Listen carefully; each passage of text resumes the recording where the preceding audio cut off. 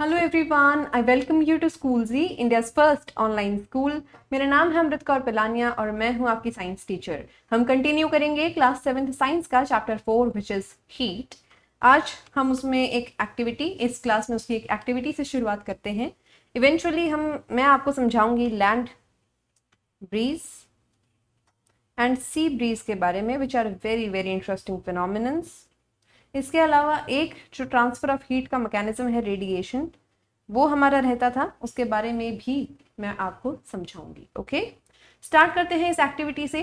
इसके लिए आपको क्या करना है इस एक्टिविटी के लिए? Activity number 4.9, light a candle, keep one hand above the candle and one hand on the side of the candle. Okay, do your hands feel equally hot? If not, which hand feels hotter and why? आपने क्या करना है, जैसे कि ये candle है, इसके कुछ ऊपर, मतलब इतना ऊपर आपने एक हाथ रखना है और इतनी ही साइड में आपने दूसरा हाथ रखना है। अब आप मुझे बताइए कि आपके दोनों हाथों को इक्वली गर्मी फील हो रही है? I would say no. कभी एक्सपेरिमेंट करके देखिएगा, पर ध्यान रखिए कि इस हाथ को आपने कैंडल के बहुत पास में नहीं रखना है, क्योंकि कैंडल के ऊपर आपको डायरेक्ट हीट फील होगी कैंडल की, एंड अगर ज्यादा पास में होगा तो आपका हाथ जल सकता है। Therefore, I am warning you beforehand to not be very close to the candle. Keep your hand at a certain distance of say 5 to 6 inches from the candle flame. Okay?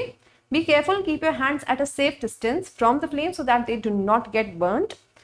अब मैंने आपको ऐसा करने को क्यों कहा, ये एक्टिविटी आपकी किताब में क्यों दी गई है? Notice that towards the top, the air gets heated by convection. जब हमने ये कैंडल है, इसके ऊपर जब हमने हाथ रखा हुआ है तो हमारे ऊपर वाले हाथ को ज्यादा गर्मी फील होगी एज कम्पेयर टू साइड वाले हाथ को। लेकिन ऐसा क्यों होता है? क्योंकि ऊपर जो हाथ है उस तक जो हीट पहुंच रही है फ्लेम से निकल के, वो कन्वेक्शन के थ्रू जा रही है, it is going through convection. लेकिन साइड में जो हाथ है उसके साथ कन्वेक्शन नहीं हो रहा, बिकॉज जब भी कोई चीज हीट होती है तो वो ऊपर की तरफ रश करती है, बिकॉज वो लाइट हो जाती है वेट में। ठीक है, ये सोच लीजिए, वही जो हीरो वाला मैंने आपको एग्जांपल दिया था, कोई हीरो तवे पे बैठ गया है पिक्चर में, तो वो क्या करेगा? ऊपर की तरफ उछलेगा। तो इसी तरीके से कोई भी चीज जो है वो ऊपर की तरफ उछलती है, साइड में थोड़ी उछलती है।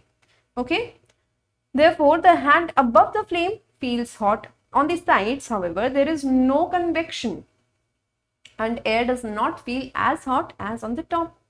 The people living in the coastal areas, जो लोग समुद्री इलाकों के आसपास रहते हैं, वो बहुत एक इंटरेस्टिंग फिनोमिनन एक्सपीरियंस करते हैं अपने जीवन में, डेली लाइफ में उनके। During the day, the land gets heated faster than the water. The air above the land becomes hotter and rises up. The cooler air from the sea rushes in towards the land to take its place. इसके लिए हमें एक diagram समझना होगा। देखिए क्या है, day time में मैं आपको एक बहुत बेसिक सा आइडिया दे देती हूँ। ये चीज आपने जिंदगी में पल्ले गांठ बांध लेनी है, ये चीज नहीं भूलनी है। क्या? लैंड जो है इट गेट्स हीटेड और cooled very fast, okay, and water gets heated और कूल्ड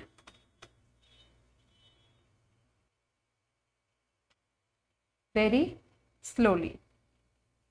अब ये बात तो आप वैसे जानते हैं, लेकिन वहां पे मैंने लैंड और ऐसे वाटर यूज नहीं किया था टर्म।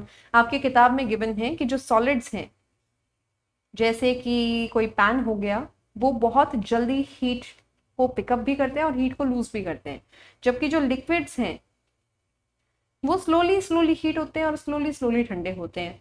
ये बात आपको पता है। अभी देखिए क्या होता है, दिन के टाइम पे ये सूरज चमक रहा है यहाँ पे, आपको पता है लैंड बहुत जल्दी हीट हो जाती है, तो लैंड हमने कर दी लाल लाल लाल लाल। अब लैंड के ऊपर की जो एयर है वो भी इस लैंड की वजह से बहुत जल्दी हीट हो जाएगी। तो लैंड के ऊपर की हवा क्या है? गर्म है। Therefore I am using the red colour, यहाँ पे ये हवा गर्म है। बट ओशन के ऊपर, ओशन को गर्म होने में बहुत टाइम लगता है, इसीलिए ओशन इज कोल्ड। दिन के टाइम पे ओशन इज कोल्ड।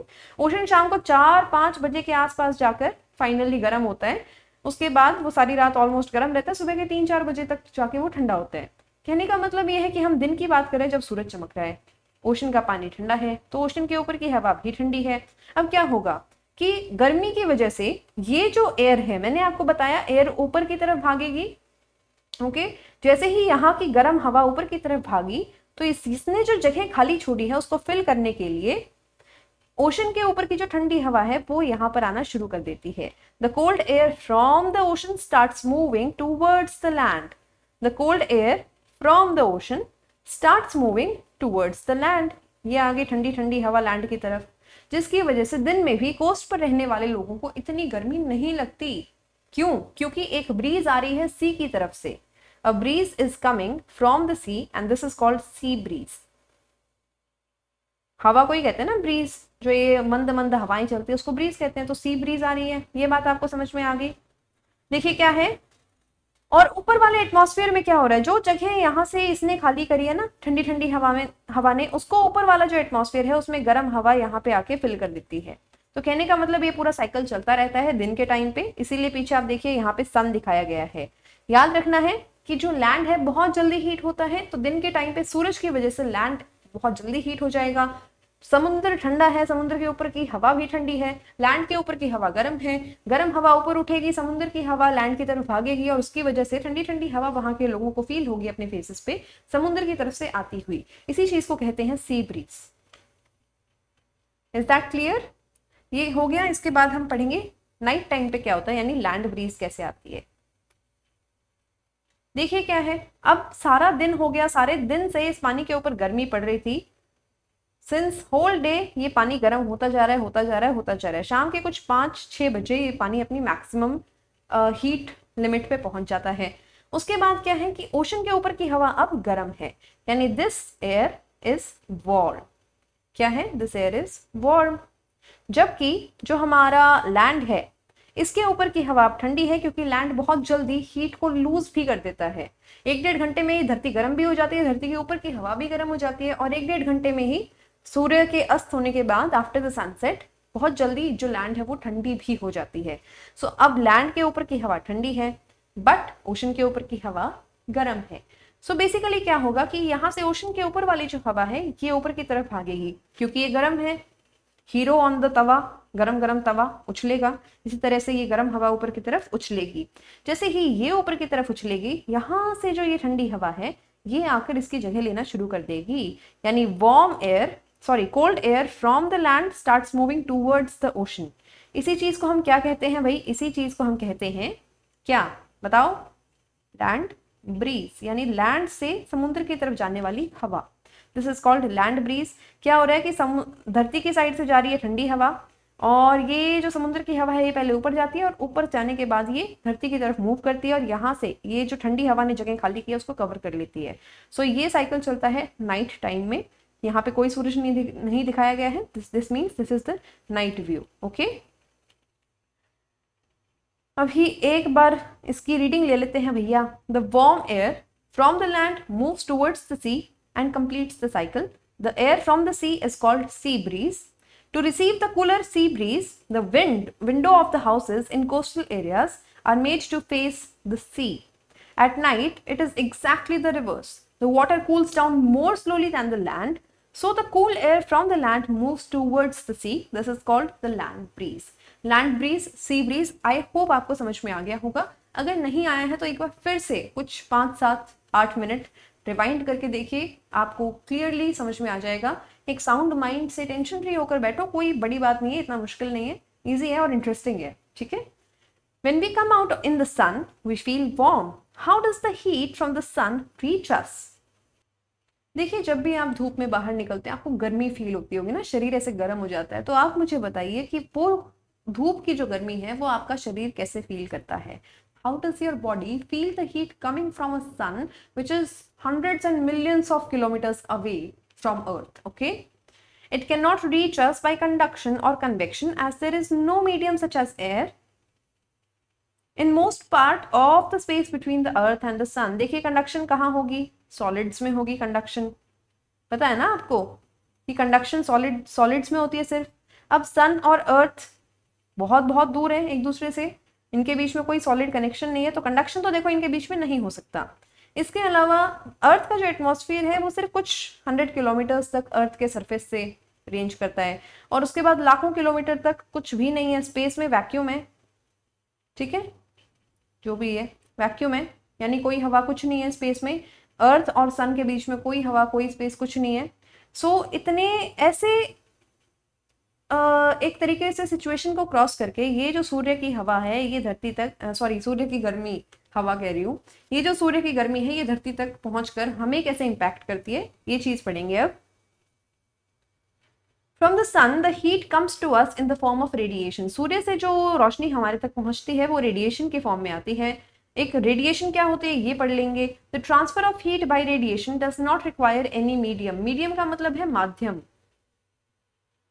जब मैं आपको कोई मतलब बर्तन देती हूँ बहुत गरम गरम, तो आपका हाथ जो है माध्यम बनता है उस बर्तन और आपकी बॉडी के बीच में हीट ट्रांसफर का।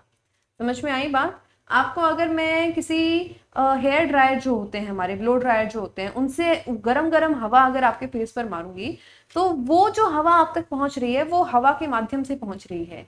It is going through a medium which is air. समझे आप? अगर मैं आप पे गरम गरम पानी डालती हूँ, बहुत ज्यादा गरम नहीं, ऐसा नहीं है कि मैं आपको जलाना चाहती हूँ ऑफकोर्स, लेकिन गुनगुना गुनगुना थोड़ा ज्यादा गरम अगर मैं पानी डालती हूँ गुनगुने से, जो आपको मतलब अच्छा लगे, तो उसकी हीट आप तक कैसे ट्रांसफर हो रही है? उसकी हीट आप तक ट्रांसफर हो रही है पानी के थ्रू। तो पानी क्या हो गया? माध्यम हो गया। It is the medium through which heat is getting transferred. सूर्य और अर्थ के बीच में कोई भी मीडियम नहीं है। It is only vacuum. बहुत खाली जगह है बीच में दुनिया भर की जहाँ पे कुछ भी नहीं है, हवा नहीं है, पानी नहीं है, सॉलिड नहीं है। सो वहां से हीट का ट्रांसफर धरती तक रेडिएशन के थ्रू होता है। एक ऐसी प्रोसेस जिसको किसी माध्यम की आवश्यकता नहीं पड़ती। It does not need a medium. Okay, it can take place whether a medium is present और नॉट। कि बिना किसी मीडियम के भी हो सकता है और मीडियम के साथ भी हो सकता है। उसे जरूरत नहीं है मीडियम की, बट मीडियम हो तो ऐसा नहीं है कि वो होगा नहीं। रेडिएशन मीडियम में भी होता है, मीडियम के बिना भी होता है। When we sit in front of a room heater, we get heat by this process.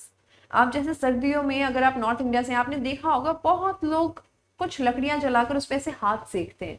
सो वो सेक किस पे रहे? वो गैस के ऊपर भी हाथ आप सेक सकते हो, हीटर के ऊपर भी आप हाथ अपने सेक सकते हो।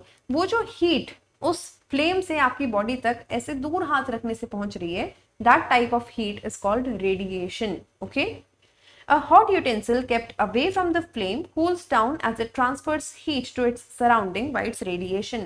अरे भाई, रात को मम्मी ने अच्छी खासी टेस्टी ड्राई फ्रूट्स वाली खीर बना दी और कहा भाई नहीं अभी इसको ठंडा होने तो, ठंडा होने के बाद खाएंगे। पर हमसे कहाँ रुका जाता है भाई? हम वेट कर रहे हैं, उसके पास बैठे हुए, जल्दी से ठंडी हो जा, जल्दी से ठंडी हो जा। लेकिन कुछ देर में वो 5, 10, 20, 25 मिनट में ठंडी हो जाती है। कैसे हुई? भगवान ने जादू की छड़ी घुमाई और कहा कि ठंडी हो जा, हो गई वो ठंडी? नो, उससे हीट ट्रांसफर होता है। उसके जो बॉडी की हीट है वो उसके आसपास के सराउंडिंग की एयर को मिल जाती है, जिसकी वजह से वो ठंडा हो जाता है और उसके आसपास की हवा थोड़ी बहुत गर्म हो जाती है। लेकिन आपको ये चीज पता नहीं चलेगी क्योंकि हवा जो है वो आपस में हमेशा मूवमेंट में रहती है। तो यहाँ से ये वाली जो हवा गर्म हुई ये बहुत फास्ट किसी दूसरी जगह पे मूव कर जाएगी। तो आपको आई होप ये बात समझ में आ गई होगी। Our body too gives heat to the surroundings. अब देखिए हमारा शरीर बहुत गर्म है। आप अपनी पाम को टच करके देखिए, गाल पे लगा के देखिए, आपके पाम थोड़े गर्म होते हैं ना as compare to the other parts of your body. इसी तरीके से आपकी पूरी बॉडी भी बहुत वार्म होती है और वहां से भी रेडिएशंस निकलती रहती हैं। और इसी तरीके से हमारी बॉडी रेडिएशन के थ्रू ही हीट को रिसीव भी करती है। सूर्य की जो रेडिएशंस धरती पर पहुंचती हैं वो रेडिएशंस ही हमें मिलती हैं। उस रेडिएशन में से बहुत सारी रेडिएशंस हमारे लिए हार्मफुल होती हैं और इसीलिए हमारे एटमॉस्फेयर में एक लेयर है जिसको हम कहते हैं ओजोन। O3 यानी ऑक्सीजन के 3 मॉलिक्यूल्स की बनी हुई है, ये ओजोन का फॉर्मूला होता है। ओजोन की जो ये लेयर है ये जितने भी अनवांटेड या फिर हार्मफुल रेडिएशंस हैं सन की, उनको एब्जॉर्ब कर लेती है। अगर ऐसा ना हो, ओजोन उस चीज को एब्जॉर्ब ना करे, तो वो सारी रेडिएशन हम तक पहुंच सकती हैं और हमारा सर्वाइवल ऑलमोस्ट इम्पॉसिबल हो जाएगा। क्योंकि जो सोलर रेडिएशन होती है उसका बहुत काफी हिस्सा जो है वो बेसिकली स्किन कैंसर वगैरह कॉज कर सकता है और बहुत सारी बीमारियां कॉज करता है। All hot bodies radiate heat. When this heat falls upon an object, a part of it is reflected, a part of it is absorbed, and a part of it is transmitted. The temperature of the object increases due to absorbed part of the heat. देखिए क्या है, मान लीजिए कि ये एक object है, इसके ऊपर सूर्य की किरणें आ रही हैं। मान लीजिए कि हमने 6 किरणें डाल दी इसके ऊपर, ऐसे 1 2 3 4 5 एंड से 6।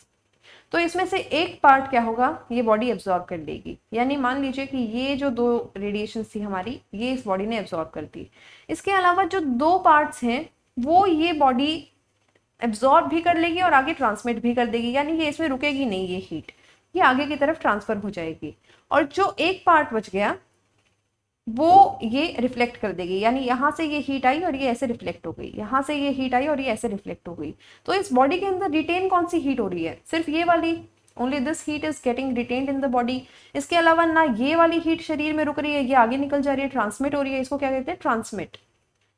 ठीक है, और ये भी क्या हो रही है? ट्रांसमिट हो रही है। ये क्या है? ये यहाँ पे रिफ्लेक्ट हो रही है। सिर्फ ये जो दो हैं, जिस एक पार्ट हो गया ना, 6 में से 1 पार्ट हो गया, सिर्फ ये वाला जो पार्ट है ये इस बॉडी को, ये बॉडी एब्जॉर्ब कर रही है, और यही जो पार्ट है यही करता है heating of this body. Okay, radiations का only 1 part heats the body, 1 part is transmitted and 1 part is reflected. Okay, Why are you advised to use an umbrella when you go out in a sun? आपको umbrella इस्तेमाल करने को क्यों कहा जाता है? क्योंकि अम्ब्रेला ज़्यादा से ज़्यादा चीज़ों को रिफ्लेक्ट करने का प्रयास करता है एंड आप तक वो हीट की जो किरणें हैं वो नहीं पहुंच पाती। So you may be like you can remain protected from very very high heat stroke वगैरह नहीं होंगे आपको। अब हमारा ये land breeze, sea breeze, radiation, convection, conduction, ये सारे टॉपिक्स कंप्लीट हो गए हैं। लेकिन किस तरीके के कपड़े कौन से वेदर में पहने जाते हैं, क्लाइमेट में पहने जाते हैं, ये सारी बातें हम करेंगे नेक्स्ट क्लास में। वो होगी आपकी इस चैप्टर की लास्ट क्लास। आई होप आपको मजा आया होगा because I enjoyed this class a lot. This class was presented to you by Schoolji, India's first online school. मेरा नाम है अमृत कौर पिलानिया। हम मिलेंगे नेक्स्ट क्लास में। तब तक के लिए आप अपना ध्यान रखिए, अपनी फैमिली का ध्यान रखिए, पढ़ते रहिए। Thank you and bye bye.